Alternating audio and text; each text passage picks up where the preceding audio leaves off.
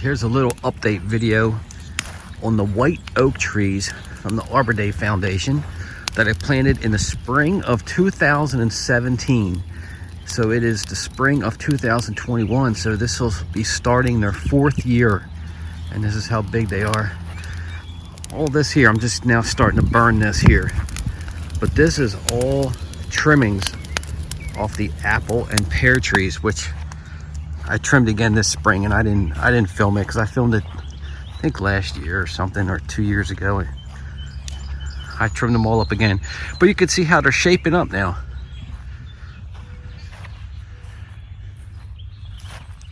You don't want them higher than you can pick them, and you want all the branches spread out to the sides with no branches in the center to shade it. I really hacked these up. These are the pear trees, but I just wanted horizontal limbs off everything, nothing vertical. All right, so let's go back to the white oak trees here. Starting their 4th year.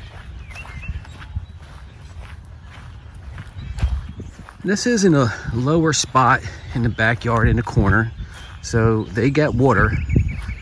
It's not a dry spot, that's not an issue. I'm going to trim them off today.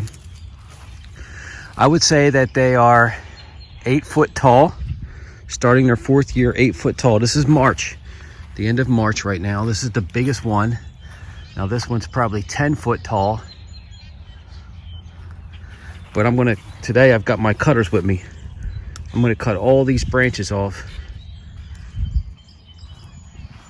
probably from here down, because you poke your eye out when you're riding past on the lawnmower. So all these trees, I trim them up like these here, so you can get a lawnmower or weed whacker around the bottom of them. No low hanging limbs. Now this one here, the dogs chewed up, and I trimmed it and it's regrown, but you can see how it's growing like a bush. So right now, today, I'm going to trim all that to get that one main trunk growing. This one's shaping up really nice, but it's too bushy. It's got a nice shape to it, but it's too bushy, too low. So I have to take half those branches off and create a long stem like this one, because I don't want to bush it. Look how pretty this one is.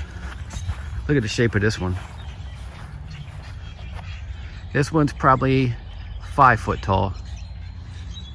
Again, beautiful shape. One main trunk on it, but too low to the ground. So we're going to take half those branches off. This one, I'm going to have to do a number on this one. And you can see the problem here. This right side, I'm going to take off completely. We can't have a split trunk like that. That's a weak spot in the tree, especially if the tree gets bigger. So this whole branch right here is going to come off, and we'll keep one main runner going up trunk. This one took a hit from the dogs also. You can see right here, they chewed this off, but that's okay, because I'm going to cut this off and get rid of all this anyway. All this is going to come off, and this thing will straighten itself back up. You can see how it splits here also.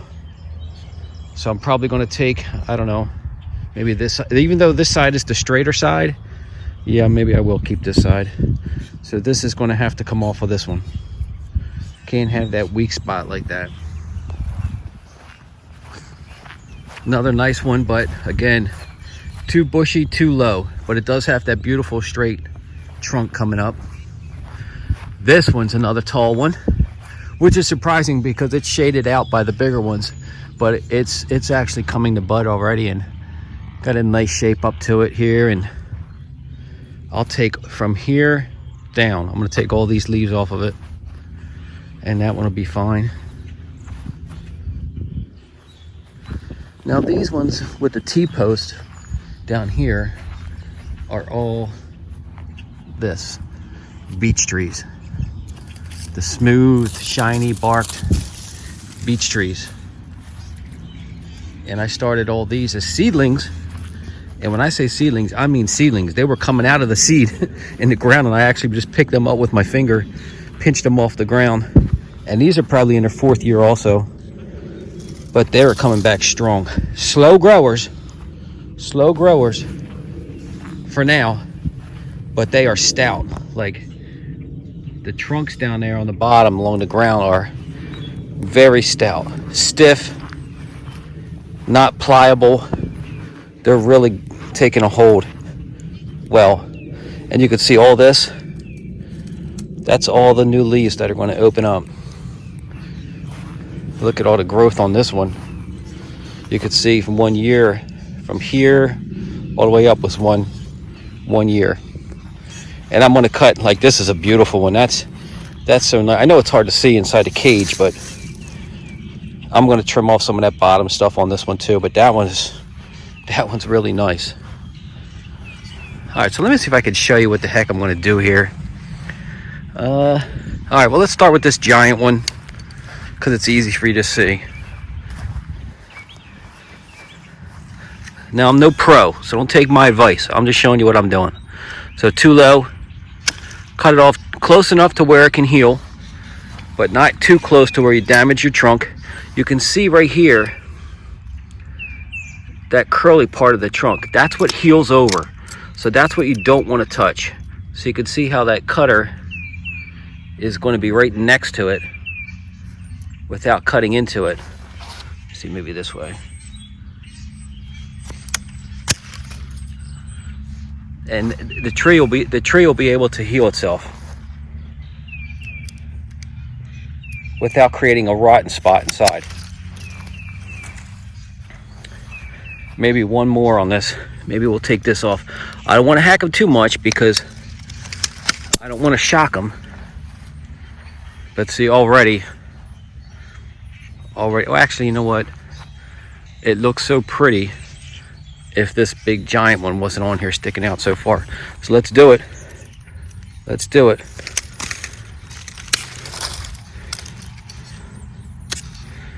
Okay. So that's that one. Now we're gonna get that nice shape. Look at this. You can see how all the branches are the tree's leaning to the right. So it's trying to fix itself by growing a bunch of branches on this left side right here, way too low to the ground. So we're going to take them all off of there. All right, so I need 2 hands. I'm going to cut it. We'll come back. All right, here's some work on the beech trees. And you can see everything I'm cutting off it. I'm really forcing it to grow vertically. It looks like I cut a lot off of those trees. But look at this one. It looks like just a long stem because I removed everything off of there. But that's what you want. Well, that's what I want. I want it to be vertical at least 6 foot before it starts branching out. Now you can see how this tree here, it's only a little over 3 feet, but it's a bush. And I don't want that. So that's why I'm going to take all this off. I'll just start cutting.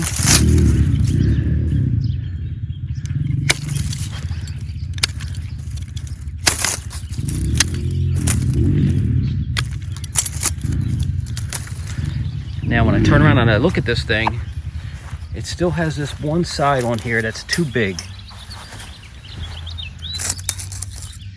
This branch right here. There we go. So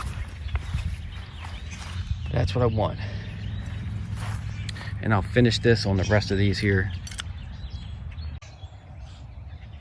All right, just finished the hack job. The trim job, but look at the difference now. Now they all look like trees instead of bushes. I took a lot off. I mean, a lot. Scary a lot, like to where just the very tips of the trees are left with leaves.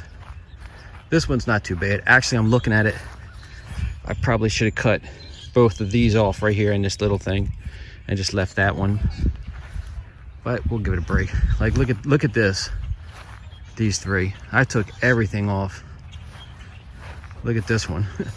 It's basically just a stem with a little bit on the top. That's a lot. Now, how about the beech trees?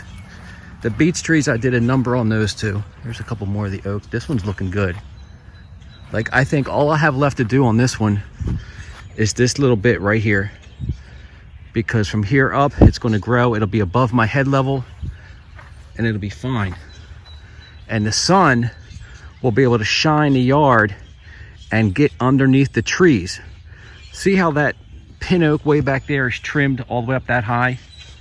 You need to let the sun get underneath the trees, otherwise you'll create a big dead area. It'll be a big mud hole underneath your tree. So you got to let the sun filter through and hit that grass underneath. That's another reason you don't want really low hanging branches like that. And you want a tree, you don't want a bush. But here's the beech trees. Now I cut them up pretty tough.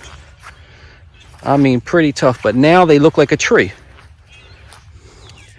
They're going to have a lot of work to do to try to come back.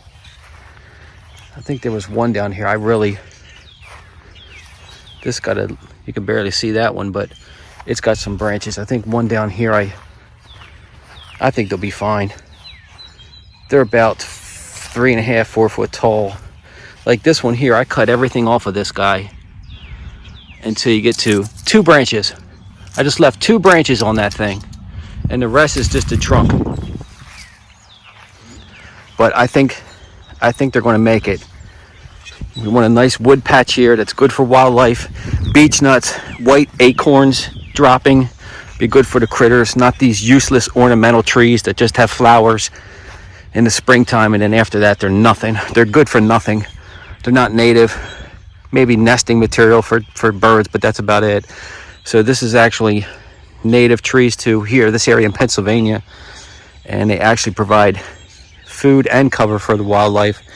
So that's why we want it. And you might say, well, when's a good time? Are you supposed to be trimming these branches in March? Well, I don't know.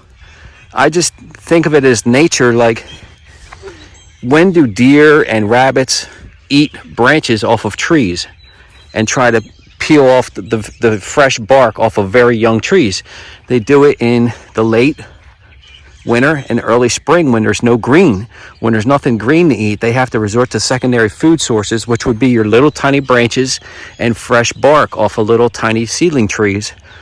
So in nature, if that's when the trees are naturally getting trimmed, that's when I do it, in the late winter and early spring. And I haven't had any problems. I haven't killed a tree yet by trimming them like this.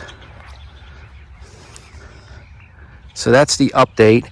And I think I'm going to do another update. Let's do one, just a quick one, maybe midsummer, and we'll come back and see if these beech trees and these oak trees, how they shaped up, if they produced a nice canopy or leaves or new branches off of the tops, because I hacked them up so hard. So we'll come back. Let's come back in a few months instead of a year, because this was a severe trim job.